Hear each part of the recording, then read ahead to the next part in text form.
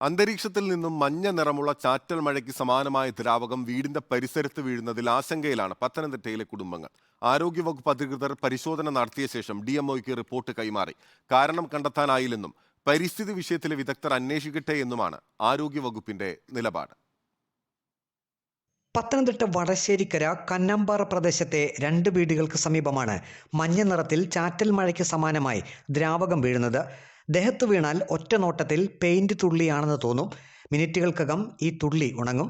ശാരീരിക അസ്വസ്ഥതകൾ ഇതുവരെ ആർക്കും ഉണ്ടായിട്ടില്ല. വീടിന്റെ ആസ്ബറ്റോസ് ഷീറ്റിലും കാറിന്റെ മുകളിലുമെല്ലാം മഞ്ഞ നിറത്തിൽ തുള്ളികൾ കാണാം. വീടിന്റെ പരിസരത്തുള്ള വാഴയിലകളിലും മറ്റ് ഇലകളിലുമെല്ലാം തുള്ളികൾ ഉണ്ട്. മഞ്ഞ കളറായിട്ട് വന്നിട്ട് ശരീരത്തിലൊക്കെ വീഴുന്നുണ്ട്. തൂത്താല് വെള്ളം പോലെ ആകുന്നു. പിന്നെ അത് കഴിഞ്ഞപ്പോൾ മഞ്ഞ കളറ് പൊടി പോലെ ആകും. പിന്നെ മൊത്തം ദേശം ഇവിടെ എല്ലാം ഷീറ്റയിലും പെരയുടെ മണ്ടയ്ക്ക് എല്ലാം ഇങ്ങനെ അനുഭവപ്പെട്ടു. തുണികളിൽ ഈ തുള്ളികൾ വീണാൽ പിന്നീട് കഴുകിയാലും കറ പോലെ നിറം നിൽക്കും. 2 വീടുകൾക്ക് പരിസരത്ത് മാത്രമാണ് ഈ പ്രതിഭാസമുള്ളത്. മഞ്ഞ് പെയ്യുന്ന പോലെ ഇങ്ങനെ പെയ്തുകൊണ്ടിരിക്കുക. അപ്പം ഈ ഓടയിലും ഷീറ്റയിലും ഒക്കെ വീണപ്പോഴാണ് നമ്മളത് ശ്രദ്ധിക്കാൻ തുടങ്ങി. അത് കഴിഞ്ഞ് നമ്മൾ ഹെൽത്തി പരാതി കൊടുത്തു. പഞ്ചായത്ത് ഹെൽത്തിൽ നിന്ന് 2 പ്രാവശ്യം ആള് വന്നു. അവർ വന്നപ്പോൾ ഒരു 10-15 മിനിറ്റോളം അങ്ങനെ അവർ പെയ്തത് കണ്ടിട്ടാ പോയെ. അവരുടെ ദേഹത്തും വീണു, അവരത് കണ്ടു. വടശ്ശേരിക്കര ഗ്രാമപഞ്ചായത്ത് ആരോഗ്യ വിഭാഗം ഉദ്യോഗസ്ഥർ സ്ഥലത്തെത്തി പരിശോധന നടത്തിയിരുന്നു.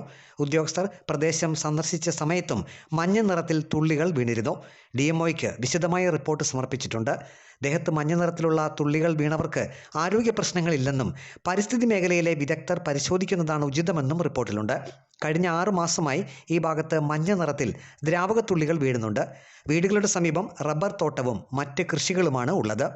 റിപ്പോർട്ടർ, പത്തനംതിട്ട.